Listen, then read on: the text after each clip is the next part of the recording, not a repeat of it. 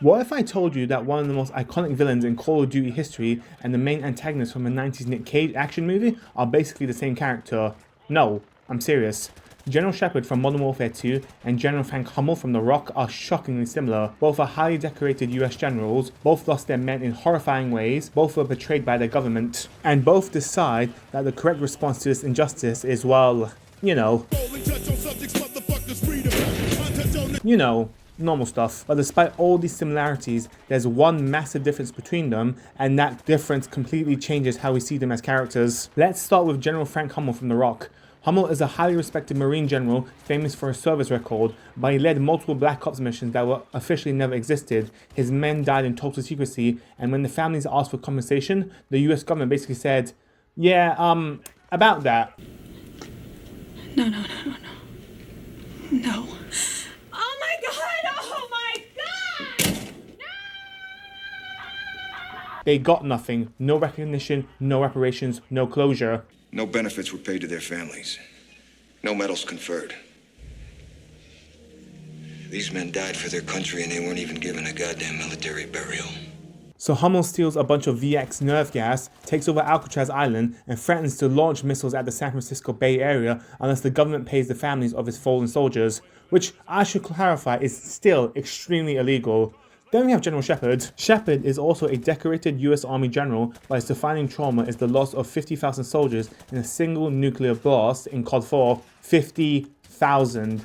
That's not a bad day at the office, that's a psychological breaking point. From that moment on, Shepherd becomes obsessed with restoring American military dominance, believing the world only respects power, so he secretly engineers World War III, sacrifices his own men, frames the United States for a Russian massacre in no Russian, and lets Russia invade American soil, all to boost enlistment and military funding, which is a very aggressive way of filing a budget request. Here's what makes these two so fascinating. Neither of them starts as a villain. They're war heroes, they served their country, they followed orders, they lost people they cared about, and in both cases, the US government turns its back on them. Hummel's men are erased from history, Shepherd's men die in a single flash of nuclear fire, and both generals come to the same conclusion.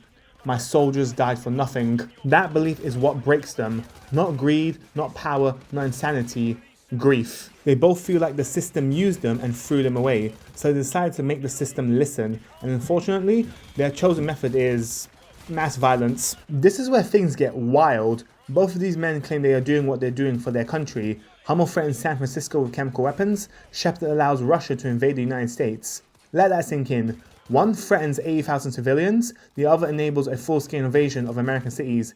These are not small protests, these are Netflix documentary in 10 years type actions. But in their minds, they're not villains, they see themselves as patriots. Hummel wants justice for forgotten soldiers, Shepherd wants to reignite American nationalism. Shepherd even says, tomorrow, there will be no shortage of volunteers, no shortage of patriots. Which is one of the most villain-coded lines ever written that somehow came from a US general. At this point, they still feel like the same character, same pain, same anger, same sense of betrayal, same extreme response, but now comes the moment when they completely diverge. Frank Hummel has a line he will not cross. He never actually intends to kill civilians. He straight up says, This mission was based on the threat of force. I'm not about to kill 80,000 innocent people. Do you think I'm out of my fucking mind? We bluffed, they called it. The mission's over.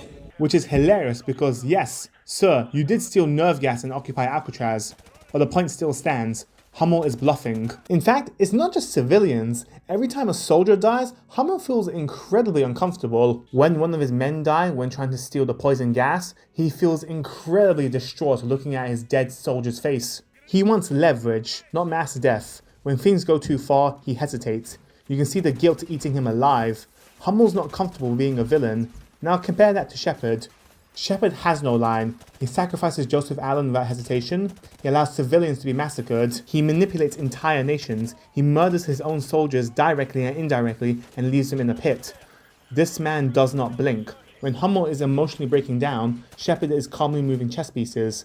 Hummel feels pain. Shepherd converts pain into ambition. This is what separates them. Hummel is a tragic character. Hummel is a sympathetic character. He doesn't want power, he wants acknowledgement, he wants justice, he wants reparations. Shepherd is not tragic. He's authoritarian. He doesn't want justice, he wants control, he wants a stronger military at any cost. Hummel is crushed by the system, Shepherd wants to become the system, and that's why one of them feels sympathetic and the other one feels terrifying. When Hummel dies, we feel like this. When Shepherd dies, we feel like this.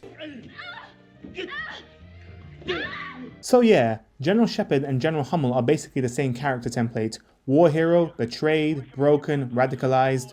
But when Hummel still sees civilians as people, Shepherd sees them as numbers.